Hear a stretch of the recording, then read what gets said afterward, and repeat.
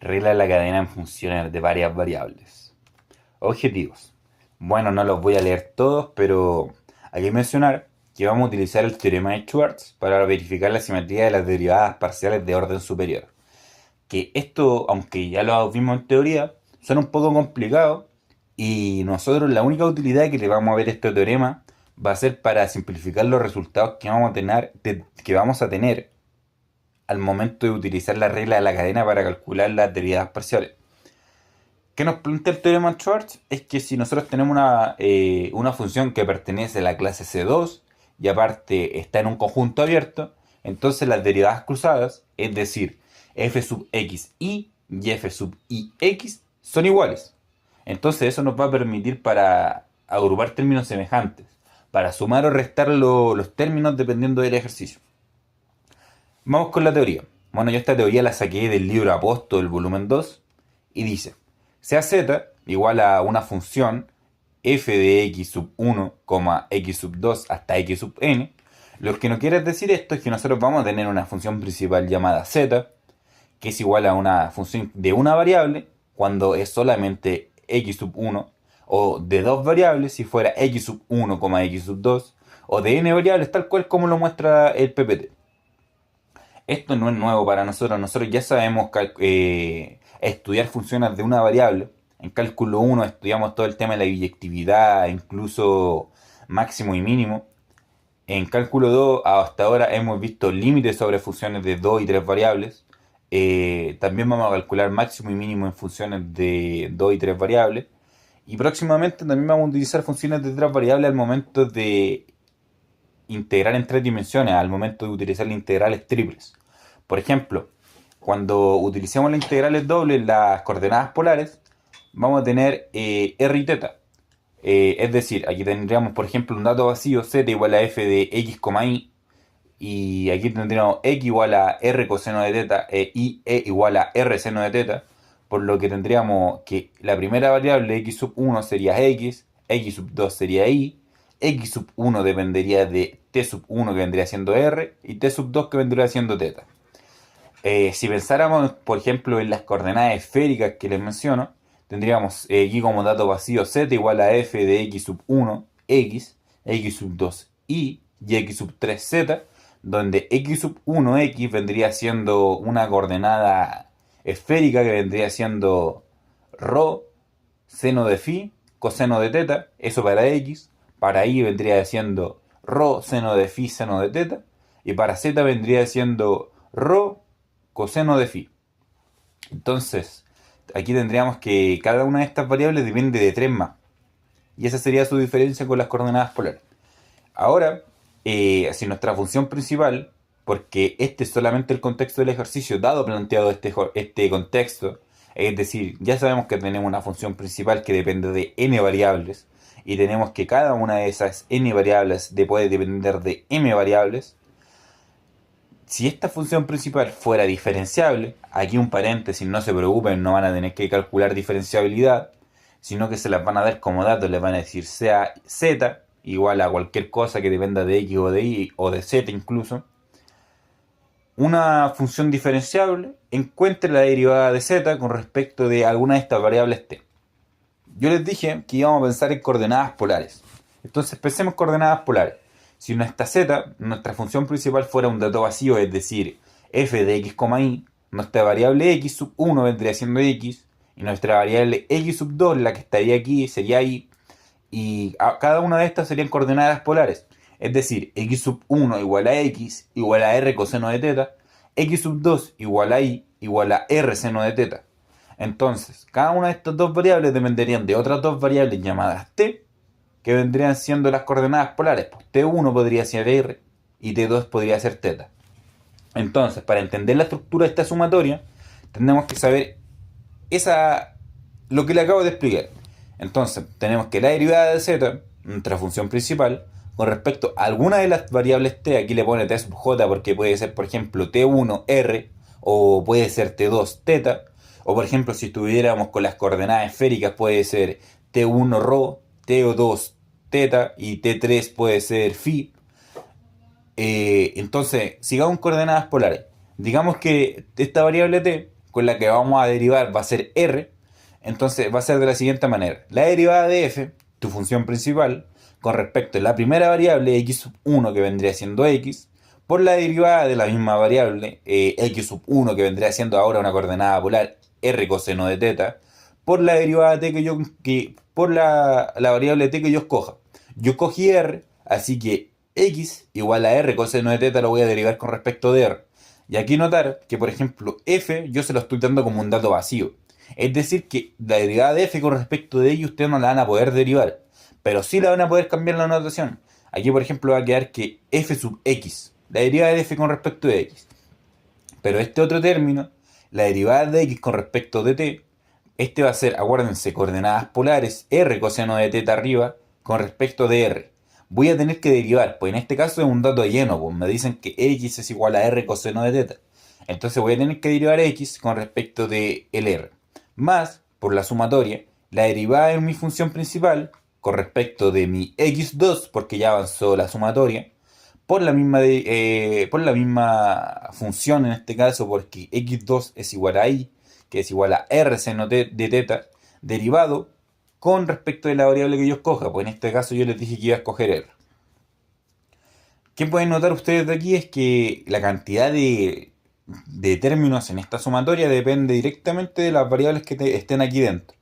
Si yo tuviera, por ejemplo, en coordenadas polares yo tengo x, y, entonces aquí tengo la derivada de f con respecto de x, este de aquí, más la derivada de f con respecto de y, por el mismo que sigue aquí. Si tuviera las coordenadas esféricas, aquí tendría la derivada de f con respecto de x1, x, más la derivada de f con respecto de x2, y, más la derivada de f con respecto de x3, z. Bueno, eso con la teoría. Ahora lo que vamos a ver va a ser el por qué yo digo de que regla la cadena es fácil. Yo digo que es fácil porque tenemos esta herramienta, el diagrama del árbol. Si nosotros sabemos construir este diagrama, vamos a recordar al tiro esta fórmula que está aquí abajo, esta sumatoria, y vamos a poder resolver cualquier ejercicio. Es muy intuitivo de ver porque, por ejemplo, si tenemos una función z igual a f de x, y, aquí tenemos dos ramas que se ven. Estas van hacia las variables que están dentro de nuestra función.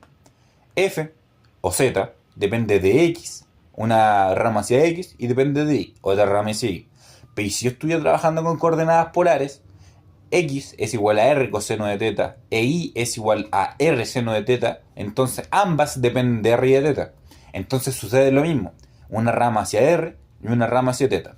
Ahora, cuando nosotros utilizamos el diagrama del árbol, la idea es que nosotros dejemos un mensaje del estilo que indica la dependencia de las variables de nuestra función z de f de x, y. ¿Qué es lo que hicimos? Pues indica de qué depende f, depende de x, y. Y aparte nos dice que x e y depende de r y de teta. Aquí está todo el contexto planteado, diciendo de que vamos a tener nosotros, por ejemplo, una función z igual a f de x, y asumiendo que vamos a utilizar coordenadas polares, nos dicen que x depende de r y de teta, podemos construir este diagrama del árbol. Z depende de las variables que están dentro y x depende de las variables que están aquí dentro, r y teta. Ahora, una vez hecho este diagrama del árbol, nosotros podemos llegar a la fórmula de las derivadas parciales. Podemos llegar a esto, pero tenemos que sabernos la regla. ¿Qué te dice la regla? Por ejemplo, si hiciéramos la primera derivada parcial de z con respecto a una de las variables t, que aquí es muy importante ver que las variables t son estas dos que están aquí abajo, r y teta. Estas son mis variables x, de esto refiriéndome a la sumatoria que vimos recién. Yo, si quisiera la derivada de z con respecto de r, ¿qué me dice la regla de la cadena? Toma tu función principal, deriva f con respecto de x, por la derivada de x, yo sigo aquí, con respecto de la variable que busques, pues yo dije que iba a buscar r, con respecto de r, más, porque es una sumatoria y yo les dije que iban a haber tantos términos como variables aquí dentro de la f, la derivada de f, con respecto de tu segunda variable, tu x sub 2, tu y, con respecto de la variable que tú escojas, con respecto de r. Y hay que recordar que y era un dato lleno. Y era igual a r seno de teta. Es decir, que tú vas a tener que derivar r seno de teta con respecto a una de estas dos variables. Con respecto de r si estuvieras derivando con respecto de r, y con respecto de teta si estuvieras derivando con respecto de teta. Entonces eso quedaría de esta manera, y la derivada de teta quedaría de esta manera. La derivada de f acuérdense, empiezan aquí arriba con respecto a la primera variable, aquí está, siguen en esa misma variable, que en este caso es un dato lleno, r coseno de teta, con respecto de la variable que buscas, que es teta, más, porque tengo dos variables dentro de la f, la derivada de tu misma función principal, con respecto a la segunda variable, x sub 2 o y, por la derivada de y, que acuérdense que era coordenada polar, con respecto de teta. Entonces, esto yo diría que es lo más importante de lo que ustedes pueden obtener de este video. Aprender a utilizar este diagrama de árbol, cómo llegar a utilizar la regla de la cadena con el diagrama del árbol, sin olvidar lo importante que es la teoría. Ya que si ustedes, por ejemplo, no supieran que esto es para n variables y para m variables, se le haría muy complejo quizás leer esto. Pero en su contraparte, el diagrama del árbol es fácil, pues intuitivo de saber que si me plantean esto, z depende del tiro de estas dos variables, y que a su vez, por ejemplo, en el caso de las coordenadas, con las coordenadas polares, dependerían de estas dos variables. Ahí las derivadas parciales. Y vamos con el teorema de Schwartz, también llamado teorema de lo que dice. El teorema de Schwartz te dice CAF de un subconjunto U perteneciente a R a N hasta R, una función clase C2, es decir, que tiene derivadas parciales continuas y diferenciables, segundas derivadas parciales continuas y diferenciables porque es clase C2, definida en un conjunto abierto, esto es lo otro importante. Entonces, para todo punto A perteneciente a U, al mismo conjunto donde se define la función, y para todo par de índices, estos índices son para indicar que las infinitas variables que nos tienen nuestra función. Acuérdense que yo les definí la regla de la cadena como sea z igual a f de x sub 1 hasta x sub n. Estos son los subíndices, por eso aparecen aquí. Lo que hay que entender del teorema de Schwartz es que nosotros tenemos que tener una función que va a ser clase C2 en un conjunto abierto, y si ello pasa, las derivadas parciales cruzadas son iguales. Es decir, la derivada de f con respecto de tu primera variable tiene que ser igual a la derivada de f con respecto a tu segunda variable. Esto de segundo orden me refiero. F sub xi igual a f sub ix. Y aquí dice un mensaje. En la práctica el teorema nos permite simplificar los cálculos, bueno, lo que yo les dije en los objetivos. Vamos con el ejercicio. Bueno, ya que vimos coordenadas polares para entender la regla de la cadena, el ejercicio se basa en eso. Nos dicen, sea z igual a f de x, y una función diferenciable, con x igual a r coseno de teta e y igual a r seno de teta, hallar la segunda derivada de f con respecto de r, bueno, aquí dice la segunda derivada de z con respecto de r, pero es lo mismo, y la segunda derivada de z con respecto de teta con respecto de r. Bien, antes de comenzar a desarrollar el ejercicio, cosa importante es que, por ejemplo, z igual a f de x, y es un dato vacío. Esta es nuestra función principal, claro, depende de dos variables. Aquí tengo mis variables x, las que están dentro de la sumatoria. Aquí tengo mis variables t, que están dentro de la sumatoria también. Pero lo que yo les quiero mencionar es que z es un dato vacío. Porque, por ejemplo, f de x, y representa que es una función que depende de la variable x y depende de la variable y. Aquí yo me podría poner x cuadrado más y cuadrado más seno de x por y. Cualquier cosa que dependa de x e y. Pero eligieron no poner una expresión algebraica para esta función, sino que la dejaron de esta misma manera. Entonces, como te la dejaron como un dato vacío, la idea es que tú tienes que saber cómo tratar ese dato vacío. Y aquí como ayuda, para los datos vacíos siempre hay que cambiar de notación. Es lo único que se puede hacer. Porque, por ejemplo, si derivamos según regla de la cadena, acuérdense que tienen que pasar desde arriba la derivada de f, tu función principal, con respecto de x. Por ejemplo, la derivada de f con respecto de x, yo no la puedo hacer nada más que cambiar de notación y poner f sub x. Pero allí es algo distinto, porque aquí tengo x e y x e y son datos llenos. Tengo una función, una expresión algebraica y trigonométrica, que tengo que derivar. Que esta la voy a tener que derivar con respecto de r aquí, y aquí lo voy a tener que derivar con respecto de r y con respecto de teta. Preparación previa para el ejercicio, como punto inicial, está la dependencia de las variables. En el ejercicio nosotros tenemos la función principal, como les menciono, el dato vacío z igual a f de x, e hicimos el cambio por coordenadas polares. X igual a r coseno de teta e y igual a r seno de teta. Entonces, por ende, como z depende de x, y, e x, y depende de r y de teta, z depende de r y de teta. Aquí como paréntesis, yo estaba pensando hacer este ejercicio pero con las coordenadas esféricas. Es decir, en este ejercicio nos dirían z igual a f de x, y, z, y aquí nos dirían en coordenadas esféricas. Coordenadas esféricas, x igual a r, pero r en esféricas es rho seno de phi, entonces me quedaría x igual a rho seno de phi coseno de teta, y sería, acuérdense, r es rho seno de phi, aquí me quedaría y igual a rho seno de phi seno de teta, y la z me quedaría como rho coseno de phi. Entonces de esta manera me quedaría otro diagrama de árbol, serían 3 términos en la sumatoria, sería un poco más complejo. Entonces, si a ustedes no les quedó bien claro la regla de la cadena o quieren ejercitar, les recomiendo hacer este mismo ejercicio, plantear su función principal como un dato vacío z igual a f de x, y, z, y utilizar este mismo cambio pero con el cambio de coordenada esférica. También lo pueden hacer con coordenadas cilíndricas, etc. Sigamos. Bueno, aquí está nuestro diagrama. X, y depende una rama hacia x, una rama hacia y, y como son coordenadas polares, una rama hacia r y una rama hacia teta. Aquí un repaso de la notación, que yo les digo que es muy importante saberla porque, por ejemplo, la derivada de f con respecto de x, que la vamos a obtener cuando hagamos regla de la cadena, acuérdense que se empezaba desde la parte de arriba, la derivada de f con respecto de x, por la derivada de x con respecto a una de las variables, entonces va a aparecer este término, pero yo no tengo con respecto a qué derivarlo.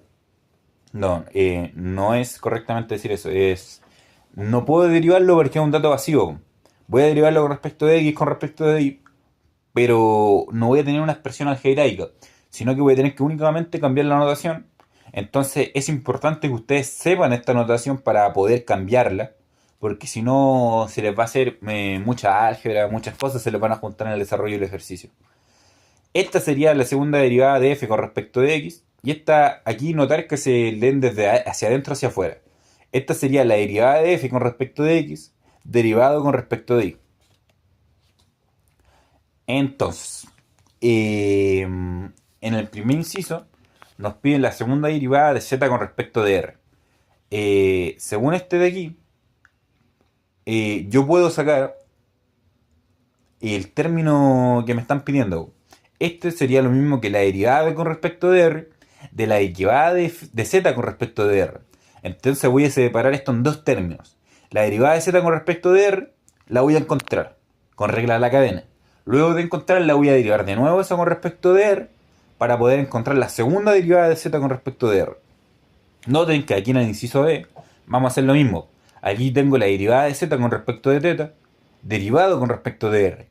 Entonces aquí voy a encontrar la derivada de z o la derivada de f con respecto de teta, y una vez luego de encontrar eso con regla de la cadena, voy a derivar esa ecuación que se me dé con respecto de r. Entonces eso es lo que tenemos aquí. La derivada de f con respecto de r, la derivada de z con respecto de r va a ser igual a la derivada de f con respecto de x, la derivada de y, que acuérdense que se mantiene en la misma variable inicial, con respecto a la variable que buscas, que es la que está aquí, la r, más la derivada de f con respecto de y, por la derivada de y con respecto de r. Ahora, como les menciono, aquí se cambia la notación, como f es un dato vacío, únicamente se puede cambiar la notación y pasarla a hacer f sub x.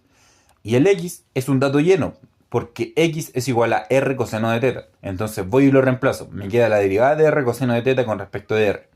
Aquí la derivada de y en coordenadas polares con respecto de r. Esto, como resultado, nos da la derivada de z con respecto de r igual a f sub x coseno de teta más f sub y seno de teta. Bien. Este es el segundo paso. Al momento de nosotros llegar a esta parte, deberíamos hacer lo que yo les mencioné cuando estábamos leyendo el ejercicio. Ya tengo la primera derivada de z con respecto de r, pero el ejercicio me pide la segunda derivada de z con respecto de r. Entonces voy a tomar esto y voy a derivar a ambos lados con respecto de r. En el lado izquierdo me va a quedar la segunda derivada de z con respecto de r, que como les menciono se puede extraer el término de esta manera. Este es el que encontramos, la derivada z con respecto de r, y este es el que acabamos de aplicar. Esto es lo que encontramos, que vuelve a ser esto que está aquí dentro, el coseno y el seno, y vamos a derivar eso con respecto de r. Aquí notar que el coseno y el seno son constantes, pero eso es gracia del ejercicio, ya que pueden o no ser constantes. Si por ejemplo dependerán de r, deberíamos usar regla del producto. Entonces, como son constantes, las extraímos. Y nos queda únicamente la derivada de la derivada con respecto de x con respecto de r. Y lo mismo con y con respecto de r. Aquí es importante saber que las derivadas parciales f sub x y f sub y también dependen de x y de y. Por lo tanto, a su vez dependen de y de teta, porque x e y son coordenadas polares. Entonces, si nosotros quisiéramos derivar estas derivadas parciales de nuestra función f, aunque sean datos vacíos, nosotros vamos a utilizar la regla de la cadena con la misma dependencia en las variables. Es decir, que vamos a utilizar este mismo diagrama de árbol. Aquí podemos hacerle una igualdad, f sub x igual f sub y empezar a derivar lo mismo de nuevo.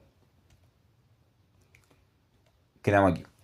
Bueno, por regla de la cadena, nosotros esto ya lo podíamos sacar, porque aquí recuerden, no puse el diagrama del árbol, pero no lo puse, ¿cierto? No, bueno, no lo puse.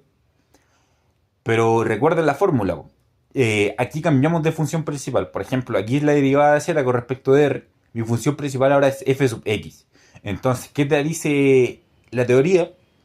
Deriva tu función principal, f sub x, con respecto a tu primera variable, x, multiplícala por la derivada de la misma variable con respecto de la que buscas, que está aquí abajo, más la segunda derivada de tu función principal con respecto a tu segunda variable, por la misma derivada con respecto de r. Entonces eso te queda así. Lo mismo con y. Ahora, aquí es importante que aparecen las derivadas cruzadas. Aparece f sub x y f sub y x. Entonces nosotros si decimos esto, lo único que tenemos que utilizar, lo único que tenemos que hacer al momento de utilizar el teorema de Schwarz es decir lo siguiente. Ya que la función es continua de clase C2, un conjunto abierto, obviamente las cosas previas que te dice el teorema de Schwarz, entonces se puede argumentar esto. F sub xy igual a f sub ix. Entonces con ello aparece este 2, ya que se sumó. Entonces esto te permitió compactar el resultado de la regla de la cadena utilizando este teorema.